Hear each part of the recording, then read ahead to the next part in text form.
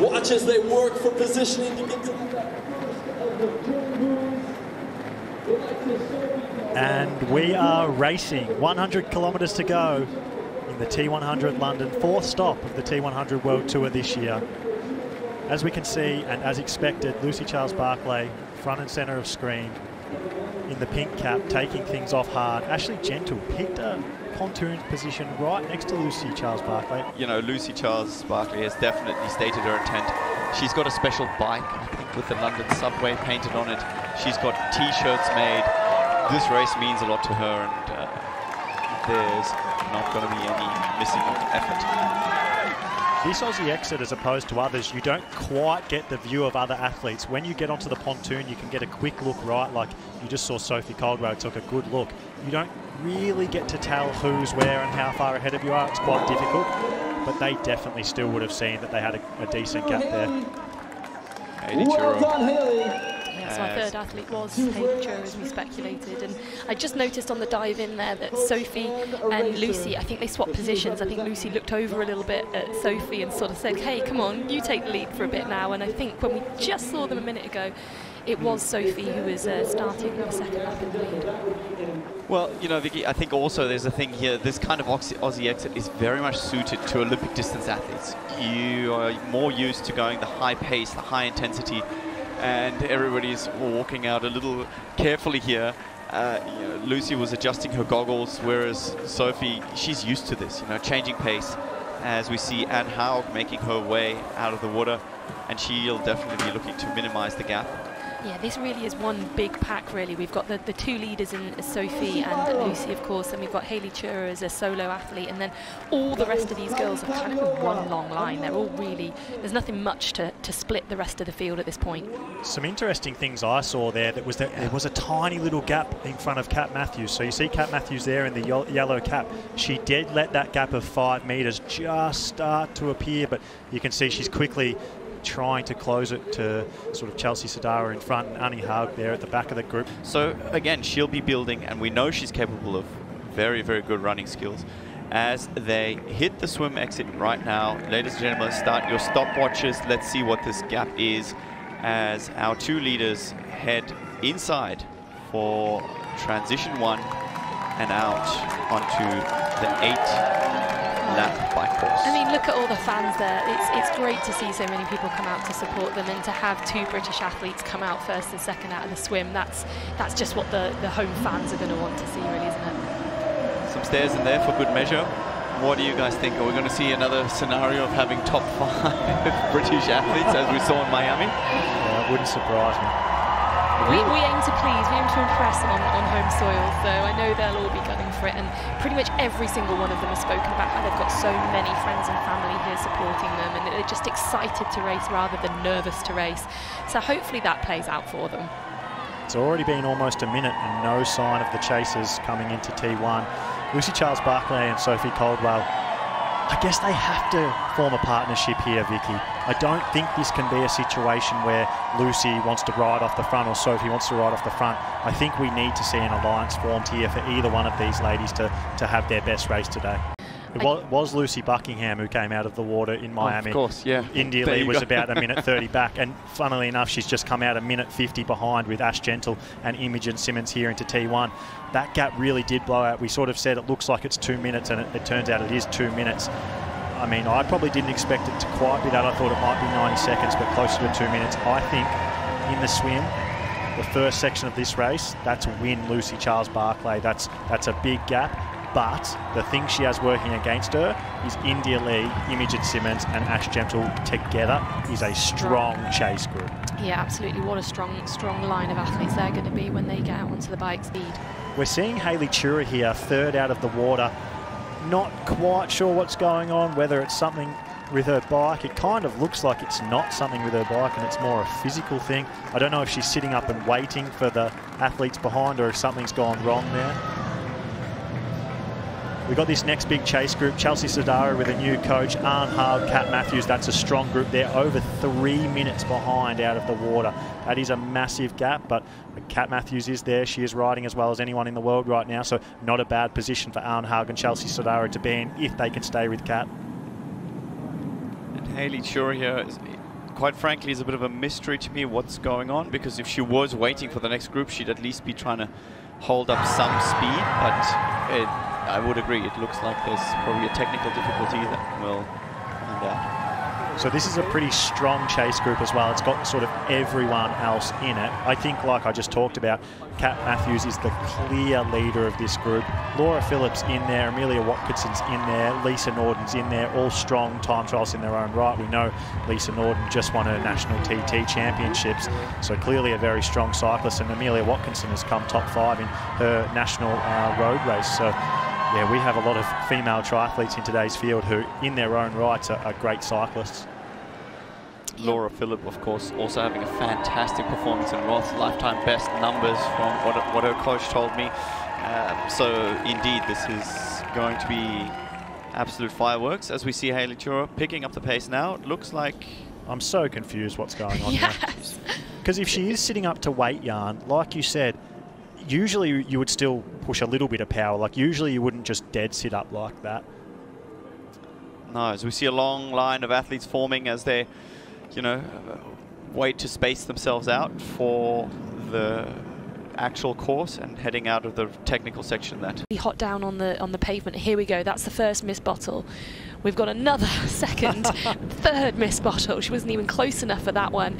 And then I think she's going to try one more. Oh, we just missed that. But there was one more coming.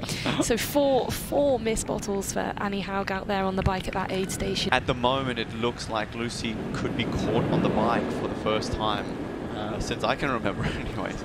I wonder how she's going to deal with that, because, yeah, is she going to, you know, take a little bit of confidence in her run training and just realize, okay, she needs to play this strong?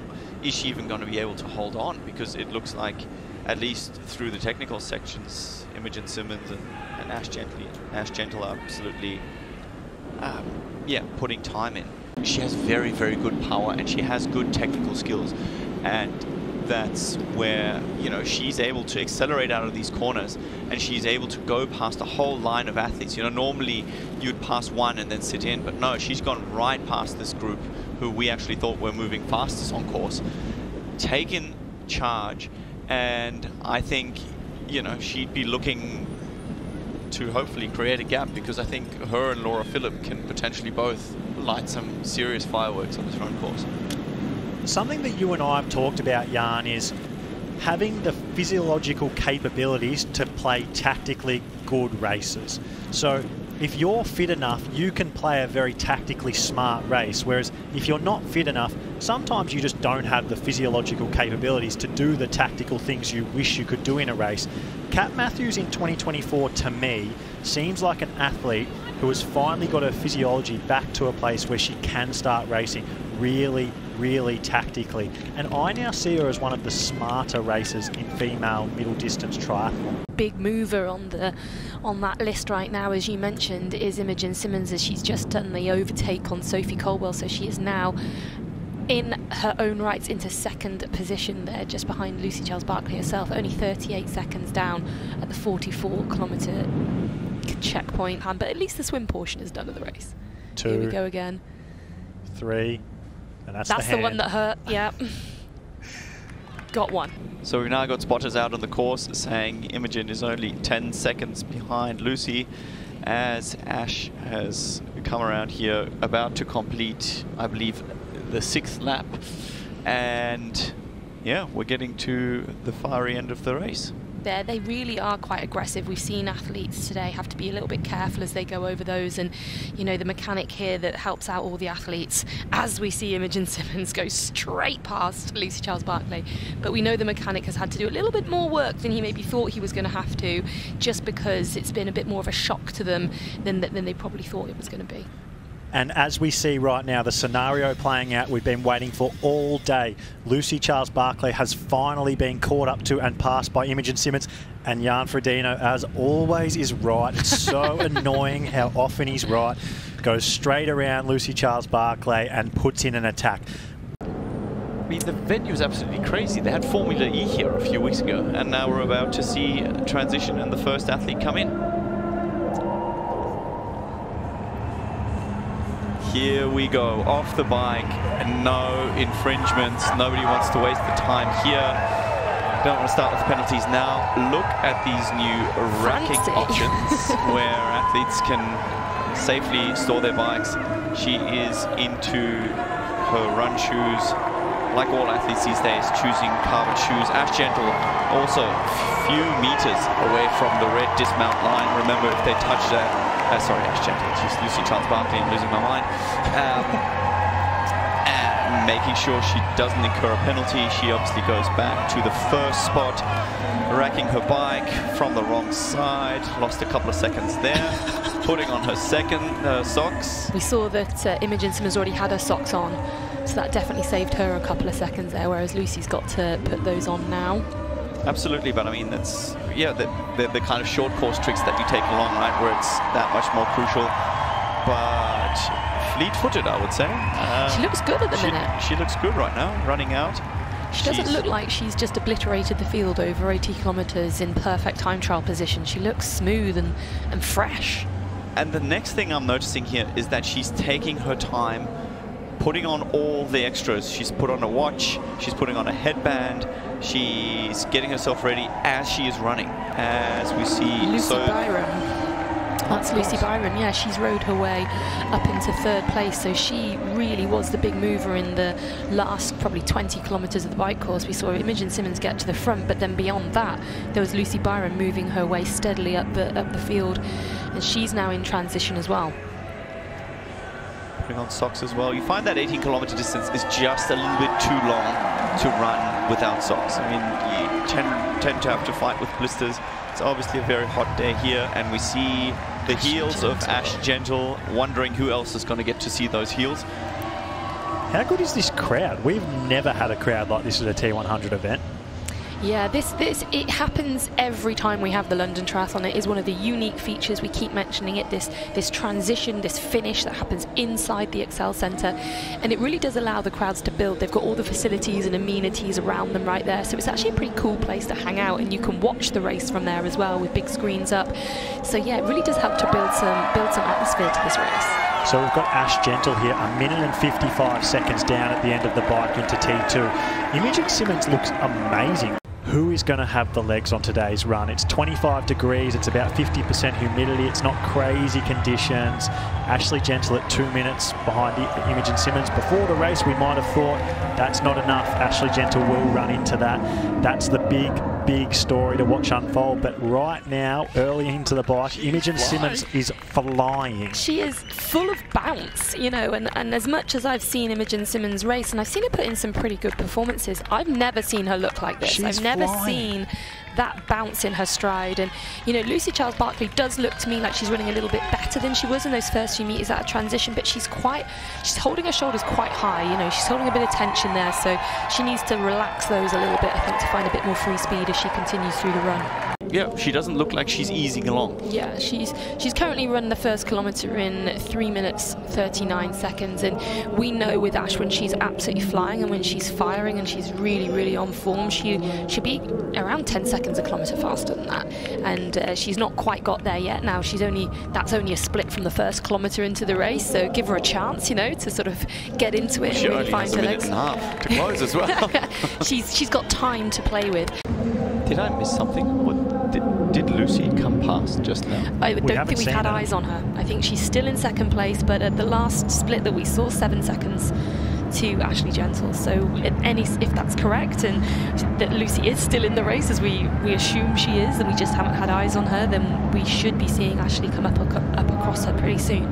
It might even be fair to suggest she's dropped out of the race, though. If all tracking mats are showing that it's Imogen Simmons and then Ash Gentle, and the cameras can't get eyes on her between Ash and Imogen, I mean, Ash should be approaching her right now, really. She's only 50 seconds behind, and it says that Lucy Charles-Barclay was 45 seconds behind, so Ash should be passing her right now. So that camera that's on Ash should be seeing Lucy Charles-Barclay, but it is not. So I wonder if Lucy Charles-Barclay has made the decision to pull out of today's race. She's definitely not there, Jan. And we can't get eyes on her. She's not behind Ashley Gentle, so the only question is she just a few seconds in front? But I'm sure we would have seen her by now if that was the case. So we've got to assume that she's no longer on the course.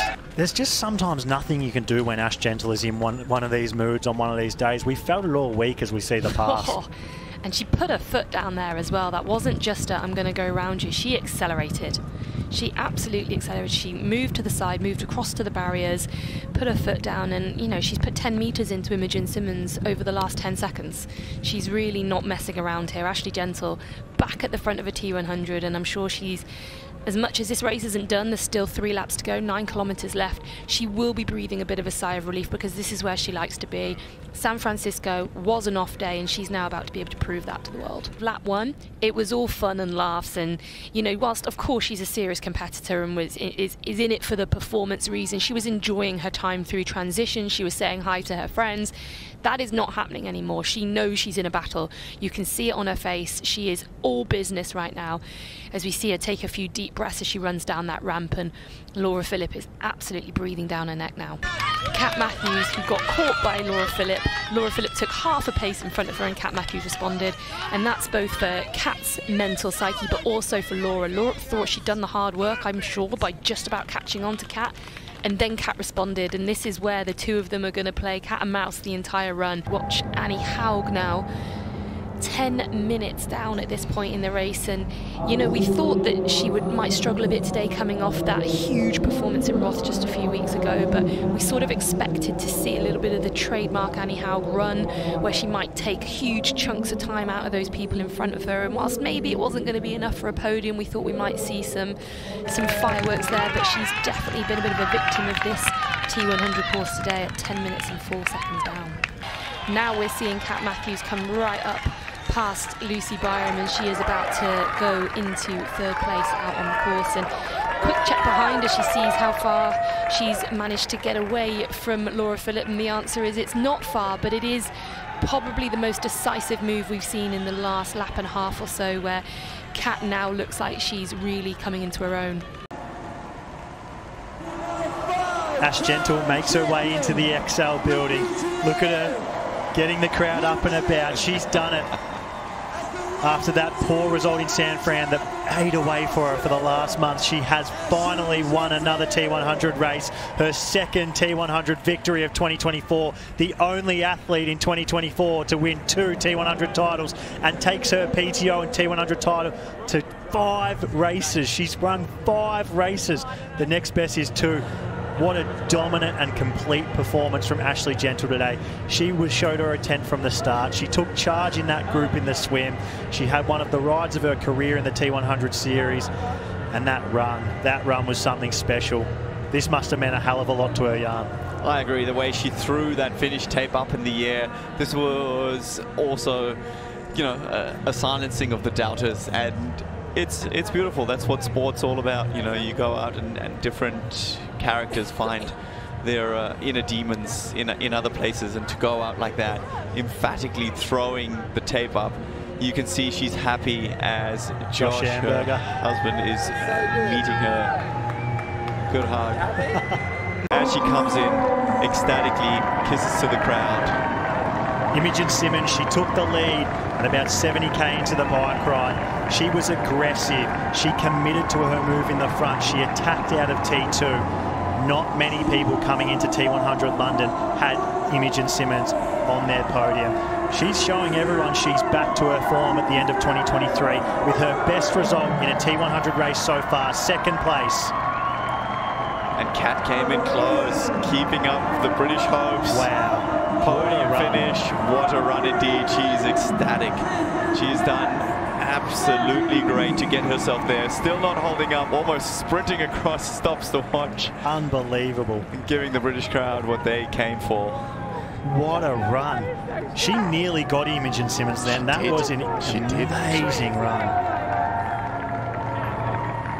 And here's Laura Philipp. I mean, there's 2 sides to every battle on a triathlon course, and Kat Matthews crossed that line aggressively, smiling, looking ecstatic. Laura Philipp, she's still happy, but yeah, not quite the same energy as Kat Matthews. A 4th place for Laura Philipp today is an incredible result, but Kat Matthews got the better of her on today's run battle. 4th place, Laura Philipp. As we now see Lucy Byram coming in, waving.